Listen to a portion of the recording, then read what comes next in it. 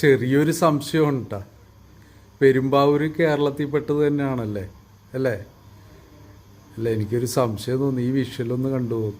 ലഹരി മരുന്ന് കച്ചവടം കണ്ടില്ലേ? ആരെയും പേടിയില്ലാതെ പെരുമ്പാവൂര് നട റോട്ടിലിരുന്ന് ഭായിമാര് കച്ചവടം ചെയ്യുന്നത് കണ്ടോ? ഒന്നും രണ്ടും ആളുകളല്ല കേട്ടോ, ഒട്ടനവധി ബംഗാളികൾ ഇതിന്റെ പിന്നിലുണ്ട്. അത് അങ്ങിങ്ങായിട്ടിരുന്ന് കച്ചവടം ചെയ്യുന്നുണ്ട്. അപ്പോൾ ഇത് വാങ്ങാൻ ധാരാളം മലയാളി പയ്യന്മാരും ഉണ്ട് എന്നുള്ളതാണ് ഏറ്റവും വലിയ സങ്കടം. അപ്പോൾ ഇഷ്ടംപോലെ ഇങ്ങനെ കച്ചവടം ചെയ്യുന്നുണ്ട്. ഇതൊന്നും ആരെയും ഭയക്കാതെ ഇവിടെ മാത്രമാണ് ചെയ്യാൻ പറ്റൂ എന്നുള്ളൊരു ആത്മവിശ്വാസം എല്ലാവരുടെയും കണ്ണിലുണ്ട്. കണ്ടില്ലേ? ആരെ പേടിക്കാനാണ്, ആര് ചോദിക്കാനാണ്? ഒന്നിനൊന്നിനും ഇവിടെ ആരും ചോദിക്കാനോ പറയാനോ ഇല്ലാത്തത് കൊണ്ട് ഇവിടെ എന്ത് നടക്കും എന്നുള്ളൊരു ധൈര്യം എല്ലാ ബംഗാളികൾക്കുണ്ടെന്നുള്ളതാണ് ഇവിടെ നമുക്ക് കാണാൻ സാധിക്കുന്നത്. ബംഗാളികൾ കൂട്ടത്തോടെ ഒഴിഞ്ഞു പോയിക്കൊണ്ടിരിക്കുന്ന ഒരു സമയമായിരുന്നു കഴിഞ്ഞ കുറച്ച് മാസങ്ങൾ. പക്ഷെ ഇപ്പൊ നമ്മൾ പെരുമ്പാവൂർ നോക്കുമ്പോൾ ഇഷ്ടം പോലെ ബംഗാളികൾ വന്നിട്ടുണ്ട്.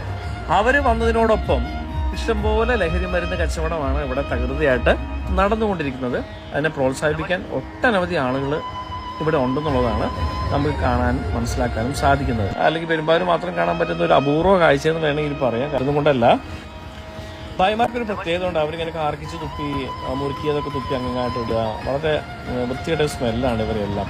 അപ്പോൾ നമുക്ക് അവരുടെ നടുവിലൂടെ നടന്ന് ഇതെല്ലാം കണ്ട് ആസ്വദിക്കുക എന്ന് പറയുന്നത് ഒരു സാധാരണക്കാരന് അത്ര എളുപ്പമല്ല കേട്ടോ.